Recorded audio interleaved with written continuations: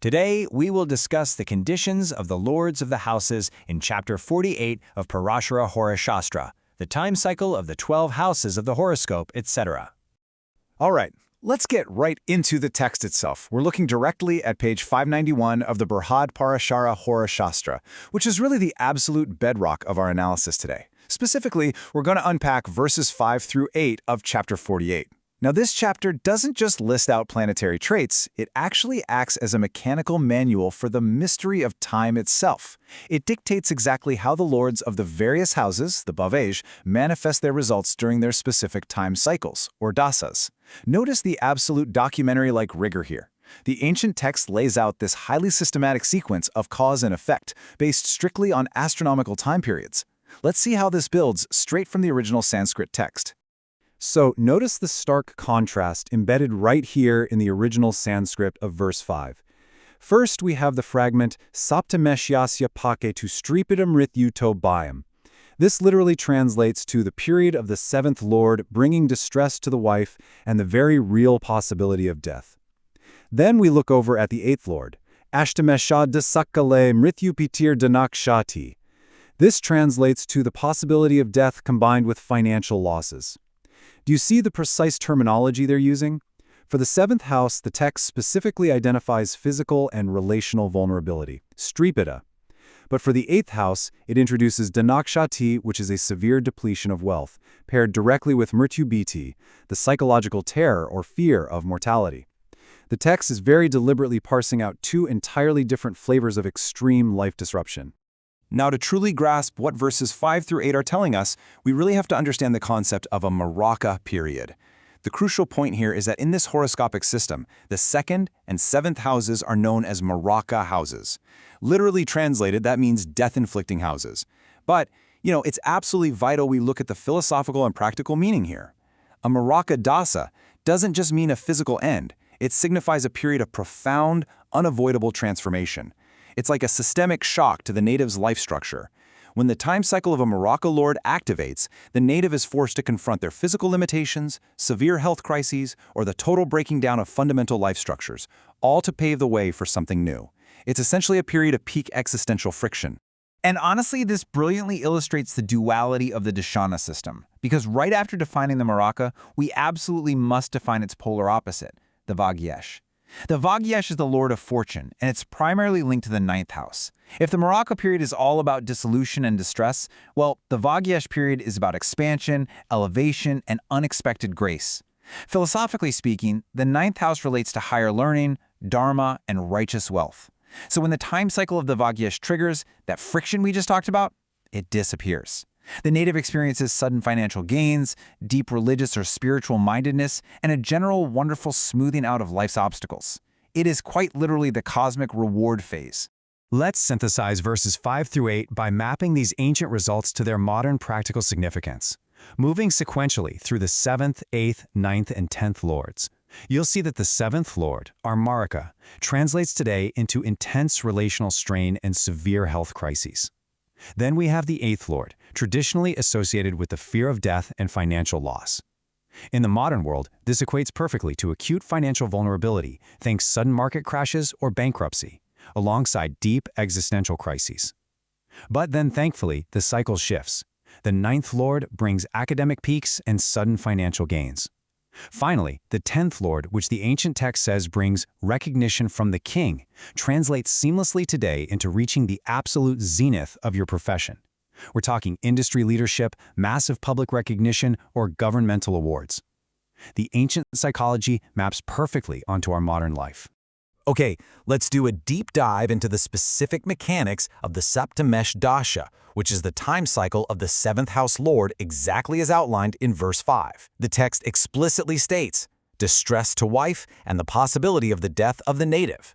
Now, you might be wondering, why the 7th house? Well, in the architecture of the horoscope, the 7th house is directly opposite the 1st house, and the 1st house represents the self, the physical body. Therefore, the 7th house represents the other, intimate partnerships, marriage, and deep physical entanglements. When this specific time cycle is activated, the vulnerabilities of our closest physical bonds are tested. The distress mentioned here is a manifestation of the Marika energy disrupting the native's immediate physical and emotional support system, completely forcing a harsh evaluation of their physical attachments. Moving sequentially along to the Ashtamesh Dasha, the 8th house period, verse 5 gives a stark warning of the possibility of death and financial losses. The danger here compounds drastically. You see, the 8th house governs the hidden, the sudden, and the transformative. It rules over unearned wealth, inheritances, and deep vulnerabilities. During this time cycle, the disruption is actually twofold. It's not just a physical fear of mortality. It is aggressively paired with Danakshati, the destruction of wealth. This represents a time cycle where the natives' material security is suddenly stripped away at the exact same moment they're facing acute physical or psychological vulnerability. It is, without a doubt, arguably one of the most volatile periods described in all of Chapter 48. But remember, the time cycle always rotates. As we move into the Navameshtasa, the 9th house period, the narrative of Chapter 48 completely shifts. The text guarantees an improvement in educational sphere, religious mindedness, and unexpected gains of wealth. This is the Bhagyesh in action. The 9th house is the very apex of the Dharma triangle. When this time cycle begins, all that existential dread from the 8th house just dissolves. The native is elevated. And notice how holistic this is. It's an intellectual elevation through education, a spiritual elevation through religious mindedness, and a material elevation through unexpected wealth. It basically tells us that true fortune in this astrological system is the simultaneous alignment of mind, spirit, and resources. And this brilliantly illustrates the absolute culmination of public life, the Dashamesh Dasha, or the 10th house time cycle. Verse 6 specifically dictates recognition from and awards by government. The 10th house is literally the highest point in the sky at the time of birth. It represents the zenith of karma, action, and public visibility. Back in ancient times, the ultimate validation of someone's actions was favor from the king. Today, we naturally interpret this as reaching the absolute pinnacle of your career. It's the promotion to CEO, the winning of a major public award, or securing a massive government contract. It is the time cycle where the native's internal, hard-fought efforts are finally and highly visibly rewarded by the external structures of authority. Section 1. Astronomical Calculations and Methodology. Mapping the Dasha Diagram. So, we've firmly established the what, the tangible results of these time cycles, but how do we actually track them mathematically? Well, the methodology laid out in Chapter 48 is exceptionally precise. First, you have to identify the lord of the house in question, let's say the 7th lord for a Marika period. Second, you calculate its exact longitude and geometric placement at the very moment of the native's birth. But here is the absolutely critical third step that Chapter 48 introduces. You do not just look at the birth chart. You must calculate the exact astronomical placement of that lord at the precise moment the dasha commences. The time cycle's initiation creates a totally new geometric reality. Finally, step 4, you calculate the total duration of this time cycle based on the specific mathematical rules of the dasha system being utilized. To really visualize this methodology, we rely on the standard 12-house Kundalini diagram. This diamond-shaped grid is quite literally a map of the sky. The top central diamond is always the first house, and the houses proceed sequentially in a counterclockwise direction, mapping out the full 360 degrees of the zodiac. When we calculate the time cycle of the 12 houses, we're plotting the rotation of time across this physical map. You first locate where the 7th lord or 9th lord is sitting within these specific diamond sections at birth. Then, you calculate exactly where that same planetary body transits when its specific dasa period actually begins years later. This diagram is the essential tool for locking the abstract flowing concept of time into a calculable, two-dimensional geometric plane. Make no mistake, Chapter 48 gives us a definitive, absolutely non-negotiable rule here. The ultimate manifestation of the time cycle depends entirely on the planet's geometric placement at commencement. If the Lord is posited in an auspicious house on that diagram, like a Trikona or Kendra, at the exact start of its dasa, it produces favorable results, maximizing the good and mitigating the bad.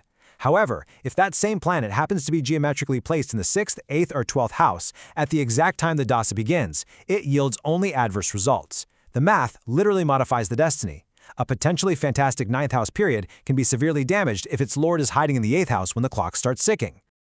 All right, let's quickly summarize the immense amount of data we've just covered from Chapter 48. First, time cycles. The dasas strictly and mechanically dictate how and when the promises of the 12 houses manifest in a person's life. Second, the lords of the 7th and 8th houses act as triggers for marika and extreme disruptive events, bringing real physical distress and financial loss. Third, the lords of the 9th and 10th houses act as the Bhagavad, bringing sudden wealth, elevation, and public honor. And finally, the most critical mathematical rule of all, the astronomical placement of the planet at the exact start of the dasa modifies all outcomes. Good placements enhance, while bad placements destroy. Which brings us to a final, pretty provocative thought to leave you with today. Looking at the sheer mathematical rigor of Chapter 48, we really have to ask ourselves, does time independently control our destiny, holding us hostage to the cycles of Marika and Bhagyesh? Or does mastering these incredibly precise dasa calculations simply hand us the map to navigate those cycles, allowing us to proactively prepare for the storms and capitalize on the fortunes? The Parashara Shastra strongly suggests that by deeply understanding the mechanics of time, we're no longer just victims of it. We become navigators.